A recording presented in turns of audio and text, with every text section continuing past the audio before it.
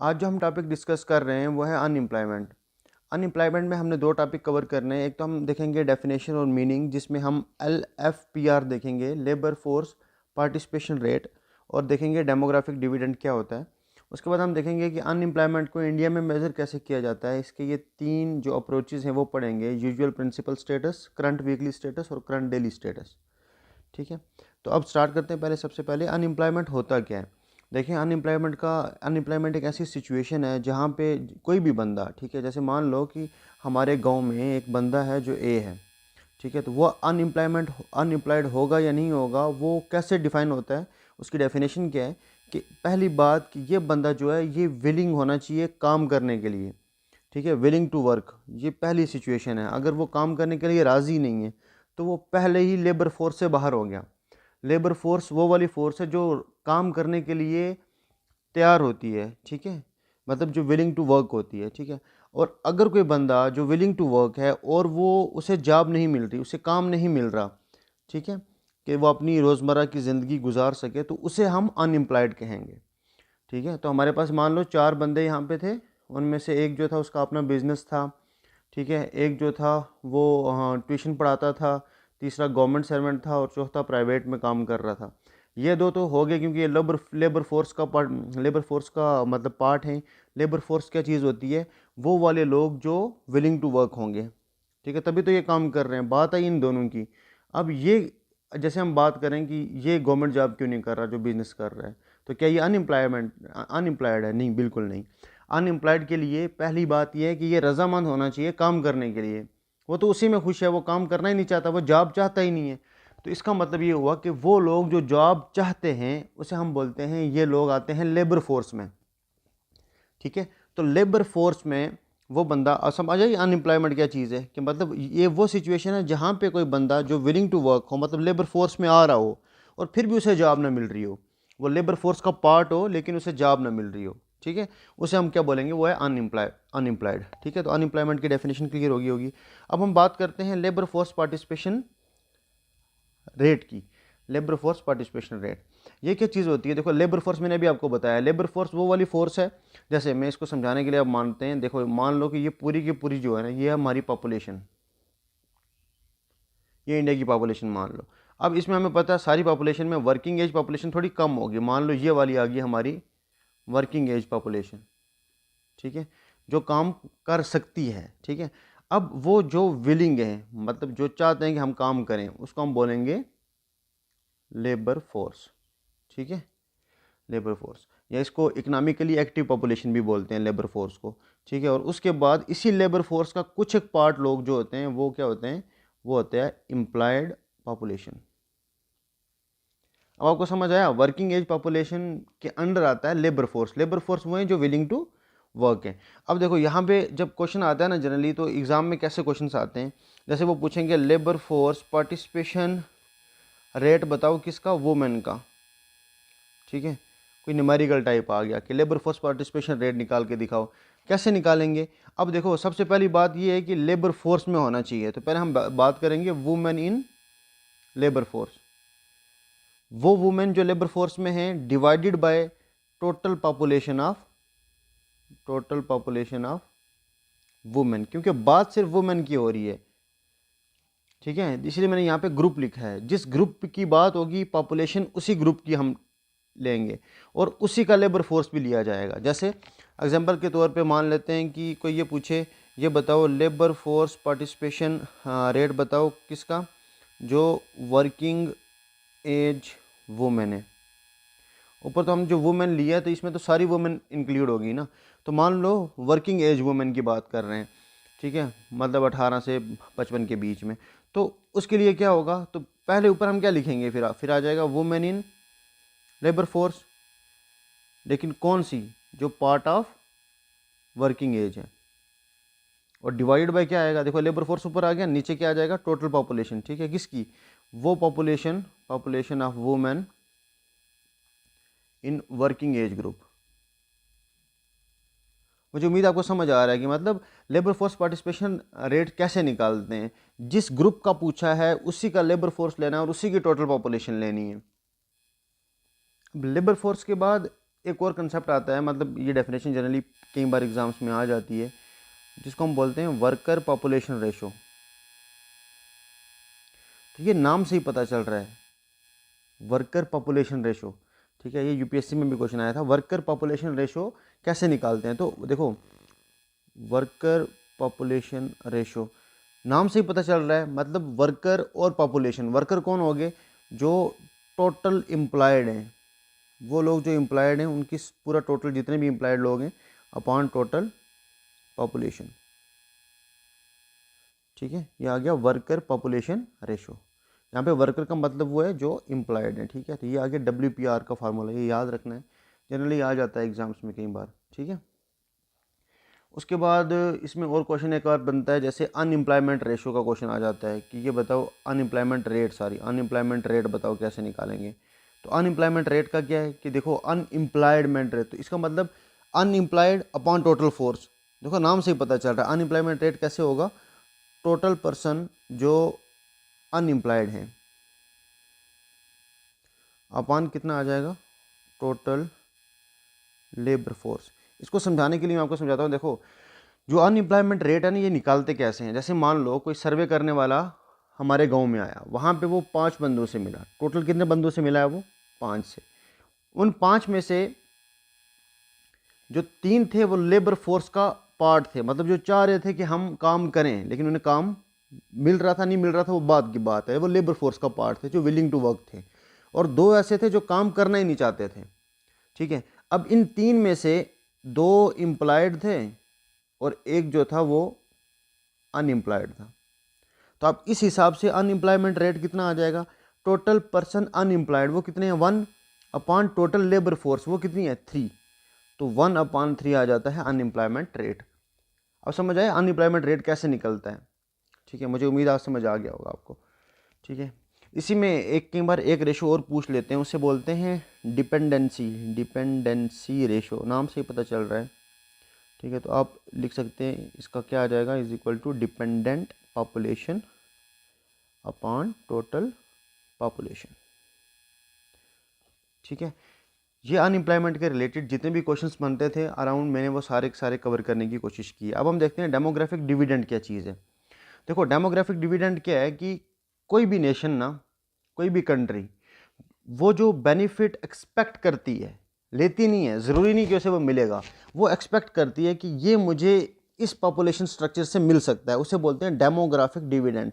देखो डेमोग्राफिक का मतलब हो गया, आपको पता है कि पॉपुलेशन के बारे में बात हो रही है, पॉपुलेशन स्ट्रक्चर के बारे में बात हो रही है।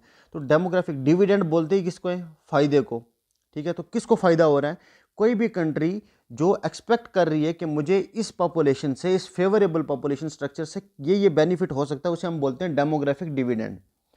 लेकिन होता क्या है अक्सर कई बार, मतलब जनरली क्या होता है कि अगर इस फेवरेबल पॉपुलेशन को अच्छे से काम ना दिया जाए, ठीक है, मतलब गवर्नमेंट्स ऐसे स्टेप ना ले कि उनके लिए अच्छे से मतलब एम्प्लॉयमेंट जनरेट कर सके या वे, तो फिर वो जो डिविडेंड है ना वो कई बार डिज़ास्टर में तब्दील हो जाते, पता नहीं चलता। मतलब कई बार ये डिविडेंड डिज़ास्टर की तरह काम करता है कंट्रीज़ के लिए। लेकिन बहुत सारी कंट्रीज़ ऐसी हैं जो इसे, जो जैसे मान लो फेवरेबल पॉपुलेशन स्ट्रक्चर कौन सा है, जैसे मान लो यूथ पॉपुलेशन है, तो यूथ पॉपुलेशन को अच्छे से चैनलाइज करके उनका यूज़ करना कि ताकि इकोनॉमिक डेवलपमेंट हो सके कंट्री की, और भी बहुत सारे रिस्पेक्ट में ताकि डेवलपमेंट हो सके, उसे हम बोलेंगे कि एक कंट्री जो है ये एक्सपेक्ट कर रही है इस पॉपुलेशन से, उसे हम बोलेंगे डेमोग्राफिक डिविडेंड। मुझे उम्मीद आपको समझ आया होगा डेमोग्राफिक डिविडेंड क्या है। इसके बाद हम डिसाइड करें, इसके बाद हम जो नेक्स्ट टॉपिक देखेंगे, लेकिन इससे पहले देख लें डेमोग्राफिक डिविडेंड में एक चीज़ और याद रखना। देखो ये जो यूथफुल पॉपुलेशन है, यूथफुल वर्किंग पॉपुलेशन जिसकी हम बात कर रहे थे कि कोई भी कंट्री उसे यही समझती है कि ये मेरे लिए डिविडेंड की तरह काम करेगा।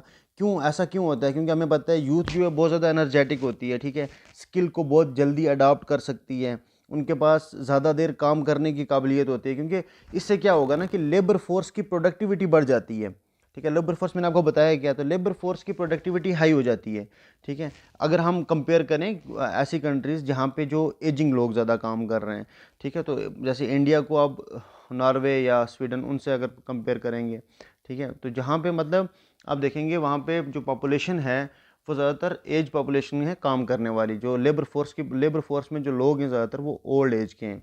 और यहाँ पे इंडिया में लेबर फोर्स के सारे यूथ हैं, तो इसको चैनलाइज किया जा सकता है, इसको डिविडेंड की तरह इस्तेमाल किया जा सकता है। लेकिन अगर अच्छे स्टेप्स ना लिए जाएं, ये डिविडेंड डिजास्टर में चेंज होने में वक्त नहीं लगता। ठीक है। सो नेक्स्ट टॉपिक है हमारा मेजरमेंट ऑफ अनएम्प्लॉयमेंट। ठीक है। तो मेजरमेंट ऑफ अनएम्प्लॉयमेंट की अगर बात करें कि अनएम्प्लॉयमेंट को हम मेज़र कैसे करते हैं कि कितनी अनएम्प्लॉयमेंट है, इसके लिए देखो पहले एक्चुअली होता क्या था, 2017 से पहले 2017 से पहले EVS होता था। EVS क्या था? एम्प्लॉयमेंट अनएम्प्लॉयमेंट सर्वे। ये सर्वे कंडक्ट किया जाता था, ये हर 5 ईयर में कंडक्ट होता था EVS। ठीक है, मतलब एम्प्लॉयमेंट अनएम्प्लॉयमेंट, EUS समझ लो इसको, एम्प्लॉयमेंट अनएम्प्लॉयमेंट सर्वे, सॉरी, एम्प्लॉयमेंट अनएम्प्लॉयमेंट सर्वे, ये कंडक्ट होता था हर 5 साल में। लेकिन अब क्या हुआ है, 2017 के बाद EVS को रिप्लेस कर दिया है PLFS ने। PLFS का नाम आपने सुना होगा। अब ये हर साल कंडक्ट करता है अपना सर्वे। PLFS क्या चीज़ है? Periodic labour force survey. ठीक है, पीरियडिक लेबर फोर्स सर्वे, ये हर साल में कंडक्ट किया जाता है PLFS। अब हम बात करते हैं कि इन दोनों में मेन डिफरेंस क्या है। एक्चुअली जब EVS होता था कंडक्ट 2017 से पहले, ये जनरली 3 आप कह सकते हैं अप्रोचेस का इस्तेमाल करता था, ये सिर्फ 2 अप्रोचेस का इस्तेमाल करता है। अब पहले हम कौन कौन से अप्रोचेस का इस्तेमाल करते थे? एक होता था यूजुअल, या इसको हम प्रिंसिपल स्टेटस अप्रोच बोलते थे, PS। ठीक है, प्रिंसिपल स्टेटस अप्रोच, इसको हम अच्छे से पढ़ते हैं आगे। उसके बाद एक होता था करंट वीकली स्टेटस, एक होता था करंट डेली स्टेटस। लेकिन यहाँ पे एक तो प्रिंसिपल स्टेटस अप्रोच है, दूसरी आ गई करंट वीकली स्टेटस अप्रोच। इसमें जो डेली स्टेटस अप्रोच है वो यूज़ नहीं की जाती, थर्ड वाली। ठीक है, अब हम डिस्कस करते हैं ये 3 अप्रोचेस ठीक है जिनके बेसिस के ऊपर ये कंडक्ट करते हैं कि हाँ इंडिया में अनएम्प्लॉयमेंट कितनी है। तो 3 अप्रोचेस में सबसे पहली अप्रोच कौन सी है? जिसे हम बोलते हैं प्रिंसिपल स्टेटस अप्रोच, या इसको यूजुअल स्टेटस भी बोलते हैं। ठीक है, इसमें देखें आप, एक्चुअली इसमें क्या होता है, क्या है कि मेजॉरिटी टाइम क्राइटेरिया यूज़ होता है। मैं समझाता हूँ मेजॉरिटी टाइम क्राइटेरिया क्या है। देखो इसमें 2 स्टेप्स में ये डाटा लिया जाता है। तो पहला क्वेश्चन क्या पूछा जाता है कि आप ये बताएं कि लास्ट 1 ईयर में, ठीक है, लास्ट 1 ईयर में आपका जो मतलब मेजॉरिटी स्टेटस था वो क्या था। क्या पूछा जाता है? मेजॉरिटी स्टेटस बताओ अपने काम का, कि मेजॉरिटी स्टेटस का मतलब क्या हुआ? टोटल 365 डेज हैं, उसको डिवाइड बाय 2 करेंगे अगर, तो मतलब आप मान लो कि 183 दिन, क्योंकि मेजॉरिटी में तो ये आ गया ना, इसको डबल करेंगे तो 66 आ जाएगा, 182 पॉइंट समथिंग। तो मेजॉरिटी स्टेटस मतलब 183, 365 दिन में मेजॉरिटी टाइम क्या होगा? हाफ से थोड़ा सा ज़्यादा, तो हाफ से थोड़ा ज़्यादा आ गया 183 डेज। तो पहला जो सवाल पूछा जाता है वो पूछा जाता है कि आप पिछले साल में 183 दिन कहाँ पे थे? क्या आप रजामंद थे, मतलब क्या आप लेबर फोर्स का पार्ट थे कि नहीं थे? पहला क्वेश्चन क्या होता है? पहला क्वेश्चन होता है कि पिछले साल में 183 डेज तक, 183 कोई भी 183 दिन ले लो आप, क्या आप लेबर फोर्स का पार्ट थे?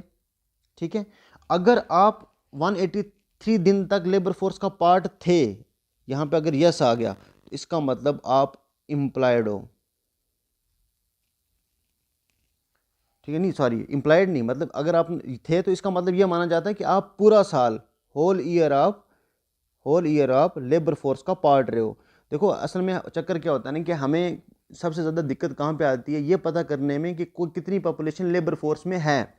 तो ये वाला मेथड आप ऐसा समझ लो कि प्रिंसिपल स्टेटस मेथड सबसे पहले हमें यही पता करके देता है कि कितनी पॉपुलेशन लेबर फोर्स में है।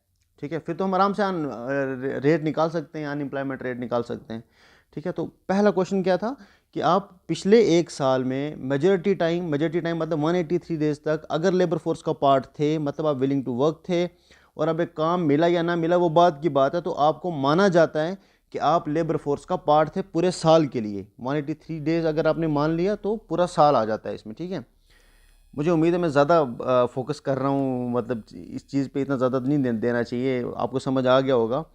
लेकिन मुझे ऐसा लगता है कि मतलब जितना एक किसी चीज़ को रिपीट किया जाएगा शायद वो अच्छे से समझ आएगा। अब सेकंड क्वेश्चन आता है वो क्या आता है? वो ये है कि आप देखो ये आ गया हमारा पहली चीज़ कि भाई पिछले 1 साल में ये करना था, ठीक है। अब जो इससे इसके बाद पूछा जाता है ना, तो अब पूछा जाता है कि जो आप मेजॉरिटी ऑफ टाइम जो आप लेबर फोर्स का पार्ट रहे हो, ठीक है, तो क्या आप वहाँ पे एम्प्लॉयड थे या अनएम्प्लॉयमेंट थे, मतलब अनएम्प्लॉयड थे या एम्प्लॉयड थे। पहले लेबर फोर्स का क्वेश्चन हो गया पहला, ये मतलब पूछा जाता है लेबर फोर्स के बारे में। फिर सेकंड क्वेश्चन पूछा जाता है क्या उस 183 डेज में आप एम्प्लॉयड थे या अनएम्प्लॉयड थे, ठीक है। तो उसमें सिर्फ आप 183 डेज नहीं, अब इन्होंने दिन भी चेंज कर दिए। इन्होंने बोला कि अगर आप 101 दिन आप एम्प्लॉयड थे, ठीक है, 101 दिन आप एम्प्लॉयड थे, तो आपको माना जाएगा कि आप होल ईयर क्या थे, एम्प्लॉयड थे। इसका मतलब ये हुआ कि अगर 365 दिन में कोई बंदा 101 दिन तक एम्प्लॉयड है, तो ये सर्वे जो है प्रिंसिपल स्टेटस सर्वे उसे एम्प्लॉयड दिखा देगा पूरे साल के लिए। अब मुझे उम्मीद आपको समझ आ गया होगा, एक बार दोबारा से रिपीट कर सकते हैं आप। पिछले 1 साल में 183 डेज तक अगर आप लेबर फोर्स का पार्ट थे, उसके बाद पूछा जाता है, पहला क्वेश्चन हो गया। दूसरा पूछा जाता है एम्प्लॉयड थे क्या अनएम्प्लॉयड थे। अगर बोलोगे एम्प्लॉयड थे, अगर वो पूछेंगे 101 डेज तक एम्प्लॉयड थे या इससे कम थे, अगर 101 डेज तक आप बोल देंगे एम्प्लॉयड थे, तो आपको पूरा साल एम्प्लॉयड माना जाएगा। इसी प्रिंसिपल स्टेटस अप्रोच में कई बार इसी को थोड़ा सा घुमा के एक आता है जिसको बोलते हैं सब्सिडरी स्टेटस। इसी में कई बार सब मतलब आपका सब्सिडरी स्टेटस क्या है, तो ये सब्सिडरी स्टेटस क्या चीज़ है ये देख लेते हैं। ये तो हो गया क्लियर ऊपर, आपको मुझे उम्मीद है समझ आ गया होगा कि कैसे क्लियर कर रहे हैं। कि मतलब अगर 101 दिन तक आप काम करना चाह रहे थे और आपको काम मिला है, तो आपको माना जाएगा कि आपने पूरे साल काम किया, आप पूरे साल एम्प्लॉयड थे। अब सब्सिडी स्टेटस क्या बोलता है कि अगर आपका जो वर्किंग डे है ना, मतलब जब आप एम्प्लॉयड थे, वर्किंग डे अगर 30 दिन से बड़ा है और 182 या 182 दिन से छोटा, मतलब इसके बीच में आ रहा है वर्किंग डेज, तब भी आपको पूरा साल एम्प्लॉयड माना जाएगा, लेकिन under subsidy status. Principal status के अंडर नहीं, प्रिंसिपल स्टेटस के अंडर यही वाला क्राइटेरिया है। लेकिन अगर सब्सिडरी स्टेटस की बात की जाए तो उसमें माना जाता है कि आप मतलब सब्सिडरी स्टेटस के अकॉर्डिंग आप एम्प्लॉयड थे। इस केस में आप क्या हो जाओगे, एम्प्लॉयड हो जाओगे। इसी के बाद आप देखते हैं सेकंड वाला, जो सेकंड अप्रोच यूज़ की जाती है, जिसे हम क्या बोलते हैं, current weekly status approach. Current weekly status approach में क्या होता है, इसे आप कह सकते हैं ये थोड़ा और ज़्यादा लिबरल है, ये लिबरल अप्रोच है, ठीक है। इसमें जो जैसे उसमें रेफरेंस ऊपर वाले में रेफरेंस पीरियड 1 साल का था, पिछले 1 साल का, यहाँ पे रेफरेंस पीरियड जो है वो सिर्फ 1 वीक का है, कि इसलिए इसका नाम भी वीकली है, सॉरी। तो इसका रेफरेंस पीरियड कितना होता है, 1 वीक का। अब इसमें भी सेम वही 2 क्वेश्चन पूछे जाएंगे। पहला कि लेबर फोर्स के लिए क्या आप लेबर फोर्स का मतलब पार्ट थे कि नहीं, उसके लिए आपको सिर्फ लास्ट वीक में, अगर आप 1 डे के लिए, लास्ट वीक में 1 डे के लिए आप लेबर फोर्स का पार्ट थे, मतलब विलिंग टू वर्क थे, पिछले 1 हफ्ते में सिर्फ 1 दिन आप काम करना चाहते थे, तो पहले कंडीशन आप लेबर फोर्स के पार्ट बन गए, ठीक है। सिर्फ 1 दिन चाहिए आपको लेबर फोर्स पार्ट बनने के लिए। देखो कितना लिबरल है ये, कि मतलब पिछले 1 वीक में सिर्फ आप 1 दिन के लिए लेबर फोर्स का पार्ट, 1 दिन आपको ऐसा लगा कि हाँ यार मुझे जॉब चाहिए, तो आप लेबर फोर्स का पार्ट बन गए इसके अकॉर्डिंग। उसके बाद जो सेकंड क्वेश्चन, क्या अब आप वो 1 दिन जो था, क्या उस 1 दिन में आपने काम किया, और उस 1 दिन में अगर आपने सिर्फ 1 घंटा काम किया है, तो आपको एम्प्लॉयड माना जाएगा। देखो कितनी लिबरल है ये। एक तो आपको पिछले पूरे वीक में सिर्फ 1 दिन देखा जाएगा, उस 1 दिन में सिर्फ 1 घंटा देखा जाएगा आपको एम्प्लॉयड डिक्लेयर करने के लिए। तो ये मेथड होता है जिसको बोलते हैं करंट वीकली स्टेटस मेथड। इसके बाद आता है करंट डेली स्टेटस मेथड। जो थर्ड वाला है वो क्या है, करंट डेली स्टेटस मेथड। इसमें क्या करते हैं, इसमें एक्चुअली ट्राई किया जाता है कि हम किस चीज़ को मेज़र करेंगे, इंटेंसिटी को, इंटेंसिटी अलॉन्ग विद एम्प्लॉयमेंट। कहने का मतलब जैसे हम लास्ट वीक की बात कर रहे हैं, Monday, Tuesday, Wednesday, Thursday, Friday, Saturday, Sunday, ये लास्ट वीक है हमारा। इसमें मान लो मंडे को आपको काम मिला, ट्यूसडे को मिला, वेडनेसडे को मिला, ठीक है, थर्सडे को मिला, फ्राइडे को मिला, सैटरडे और संडे को आपको नहीं मिला। एग्जाम्पल के तौर पे बात कर रहे हैं, ठीक है। अब इसमें होता क्या है, आपको इम्प्लाइड कब माना जाता है, इस थर्ड वाले जो मेथड है इसके अकॉर्डिंग आपको इम्प्लाइड तब माना जाता है अगर आपका जो वर्किंग आवर था, जिस जिस दिन आपने काम किया है उस दिन जो आपका वर्किंग आवर था, अगर वो 4 आवर से ज़्यादा था तो आपकी जो इंटेंसिटी है ना, इंटेंसिटी ऑफ एम्प्लॉयमेंट, उसको 1 क्रेडिट दिया जाता है, 1 का। ऐसे ही मान लो आपका जो वर्किंग आवर था वो 1 आवर से लेके ग्रेटर देन 1 आवर और लेस देन 4 आवर था, तो इसमें 0.5 डेज मतलब 1 डे को आपको माना जाएगा कि आप एक दिन पूरा का पूरा एम्प्लॉयड थे इस एम्प्लॉयमेंट के क्रेडिट में, अगर 4 घंटे से ज़्यादा काम किया है। और अगर आपने 1 से 4 के बीच में काम किया तो 0.5 डेज माना जाता है कि आपने आधे दिन एम्प्लॉयड थे आप। ठीक है, ऐसे ही अगर आप मान लो कि आपका जो वर्किंग आवर था वो लेस देन 1 आवर था, 1 घंटे से भी कम काम किया आपने, तो उस केस में जो इंटेंसिटी होगी वो ज़ीरो हो जाएगी, मतलब अपने कोई भी दिन काम एम्प्लॉयड नहीं थे आप। तो मतलब एम्प्लॉयमेंट के लिए 1 से 4 में आपको आधा दिन मिलेगा एम्प्लॉयमेंट में और इसका 1 डे मिलेगा। ये एक्चुअली बताता था जो सी वाला है ना, करंट डेली स्टेटस मेथड, ये बताता है इंटेंसिटी कि आपकी एम्प्लॉयमेंट की इंटेंसिटी कितनी ज़्यादा है। ठीक है, तो देखो यहाँ तक हमने आज तो यहीं तक ख़त्म करते हैं क्योंकि वीडियो मैं चाह रहा था कि छोटी बने लेकिन फिर भी लंबी हो गई। इसमें आप अगर देखेंगे हमने क्या क्या डिस्कस किया है, देखो हमने LPRF अच्छे से डिस्कस किया, डेमोग्राफिक डिविडेंड मैंने कोशिश की अच्छे से समझाने की, फिर हमने ये तीनों के तीनों मेथड देखे हैं। तो इसमें आपको मैं बता रहा था कि पहले 2017 से पहले सिर्फ ये 3 के 3 मेथड यूज़ होते थे, लेकिन अब 2017 के बाद सिर्फ ये वाले 2 जो हैं वो यूज़ होते हैं। ठीक है, मुझे उम्मीद आपको समझ आया होगा। Thank you so much for giving your valuable time.